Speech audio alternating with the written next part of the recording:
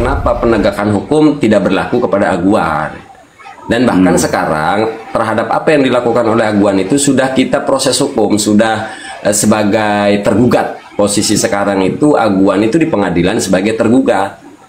Nah inilah yang kemudian menjadi jeritan kami rakyat Banten. Kenapa sih kalau rakyat melanggar hukum ngomong aja masalah ITE itu bisa langsung dipenjara, tapi aguan menguruk sungai, menguruk bengkok, kenapa dibiarkan? Memanipulasi administrasi, kenapa dibiarkan? PIK ini dikatakan bahwa proyek negara. Jadi ketika rakyat tidak mau menjual, itu bahwa dikatakan akan tetap digusur karena negara sedang membutuhkan gitu. Jadi dijual, kalau dijual ya dapat duit, kalau nggak dijual tetap digusur. Itu propaganda para mafia tanah. Saya nggak nyebutin ini aguan ya. Rugikan masyarakat itu. Itu propaganda, makanya kita Ya sebut terus kan propaganda. ini kan perumahan elit kok dengan harga segitu kan, sementara perumahan subsidi aja di atas 200.000 kan. Teman-teman saya yang biasa di properti belinya kan bingung ada apakah di sini kan, sementara masyarakat juga dengan harga segitu sebenarnya berat sih, cuma ya itu tadi itu propaganda mafia-mafia itu. Nah sekarang sudah terjadi jual beli nih dan sudah dibangun nih. Terus gimana nih? Untuk yang sudah dibangun sering kita sampaikan ke Umar bahwa silahkan rawat, silahkan ambil keuntungan dari bangunan yang sudah dibangun, karena kita juga bukan rakyat yang monoton atau keras kepala. Kita juga tidak sejahat itu kepada aguan, karena ini bukan tentang ras, bukan tentang sara. Silahkan dirawat, tapi hentikan, jangan diperlebar lagi. Karena cukup kezoliman, bahkan bukan tadi ya katakan Kang Umar bahwa aguan ini melanggar kode etik. Aguan itu sudah melanggar hukum. Maka tadi yang kita persoalkan kenapa penegakan hukum tidak berlaku kepada aguan. Dan bahkan sekarang terhadap apa yang dilakukan oleh aguan itu sudah kita proses hukum, sudah sebagai tergugat. Posisi sekarang itu aguan itu di pengadilan sebagai tergugat. Nah inilah yang kemudian menjadi jeritan kami rakyat Banten. Kenapa sih kalau rakyat melanggar hukum ngomong aja masalah ITE itu bisa langsung dipenjara, tapi aguan menguruk sungai, menguruk bengkok, kenapa dibiarkan? Memanipulasi administrasi, kenapa dibiarkan? Apakah negara ini sudah milik aguan? Apakah perjanjian berdirinya NKRI ini, apa tujuan utama NKRI ini berdiri sudah diabaikan? Itu jadi ya, begitu juga Kang Abi, inilah teriakan saya ya Kang Abi, bahwa aguan itu sudah kategorinya jelas-jelasan melanggar hukum. Bentar, kalau memang aguan melanggar hukum tapi atas dukungan pemerintah, ya pemerintah juga ada salah dong. Salah.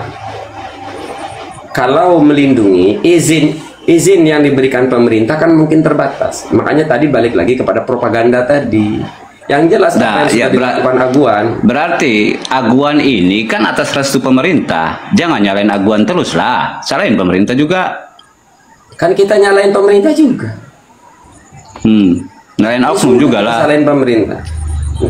Nggak ada oknum, pemerintah mau boleh dikritik. Salah, nggak salah dikritik itu ya boleh. Nggak ada kata oknum ya. Kalau kita ke pemerintah ya kita nyalain pemerintah. Kalau saya itu nyalain pemerintah Kang, plus aguan terutamanya ya. Artinya kita nyalain pemerintah, kenapa enggak ditindaki secara hukum? Kenapa penegakan hukum? Jadi kalau sebatas izin yang diberikan pemerintah kepada aguan itu sudah memenuhi. Tapi aguan lebih dari izin, yang dilakukan aguan lebih dari izin. Jadi kalau kita nyalain secara mutlak ke pemerintah, nggak bijak juga kita menyalahkan pemerintah. Kenapa penegakan hukum melehoi di hadapan aguan, sehingga kita merasa ini sudah tidak NKRI lagi, sehingga ini sudah kita merasa kok tidak Pancasila nggak ada aplikasinya. Apa yang sekarang terjadi di Banten itu bukan Pancasila lagi. Bagaimana masih kita katakan Pancasila sungai diuruk? Bagaimana kita ngomong aguan nih ya, jangan intimidasi yang dilakukan oleh mafia tanah, karena kita nggak punya bukti bahwa mafia tanah itu adalah orangnya aguan. Mungkin pihak lain punya bukti, tapi kalau saya sendiri saya tidak memiliki bukti bahwa apa yang dilakukan mafia tanah itu orangnya Aguan. Yang jelas dilakukan Aguan, sungai diuruk, SHGB yang bermasalah, tanah bengkok diuruk, jelas itu perbuatan Aguan. Nah, saat kita menyalahkan pemerintah itu kenapa penegakan hukum melehoi di hadapan Aguan. Jadi sudah tidak ada Pancasila lagi yang terjadi di pesisir utara, itu udah nggak ada Pancasila lagi, udah nggak ada Pancasila. Pancasila apa isinya? Coba kita di sini ya, yang ada di sini saja. Yuk kita baca bareng-bareng Pancasila. 1. Ketuhanan yang Maha Esa. 2. Kemanusiaan yang adil dan beradab. 3. Persatuan Indonesia. 4. Kerakyatan yang dipimpin oleh hikmat kebijaksanaan dalam permusyawaratan perwakilan. 5. Keadilan sosial bagi seluruh rakyat Indonesia. Masih Pancasilais toh saya? Pancasilais bukan? Kang Umar? Pancasila. Kang Abi, saya Pancasilais bukan? Tawakal. Pancasila nggak saya? Pancasila nggak? Belum tentu. Karena yang melakukan korupsi itu hafal 5 Pancasila ini. Yang melakukan korupsi itu semua hafal. Sambo itu hafal. Para koruptor itu hafal. Atut itu hafal. Tapi perbuatan mereka apa? Melanggar Pancasila. Bagaimana kita katakan Sambo itu Pancasilais? Nggak bisa. Saya nggak terima kalau cuma Pancasilais hanya hafal 5 pilar. Karena dulu saya pernah menghafal Amil, Jurmiyah, Matan Bina, Mulhat, Alfiyah. Tapi saya tidak dikatakan kiai. Ya sama. Justru saya, ketika saya disebut kiai, itu dulu ketika saya sudah hilang hafalan Amil, Jurmiyah, Matan Bina, Mulhat, Alfiyah. Ketika ini lupa, saya baru disebut kiai. Ketika saya hafal 5 kitab ini, saya masih disebut santri.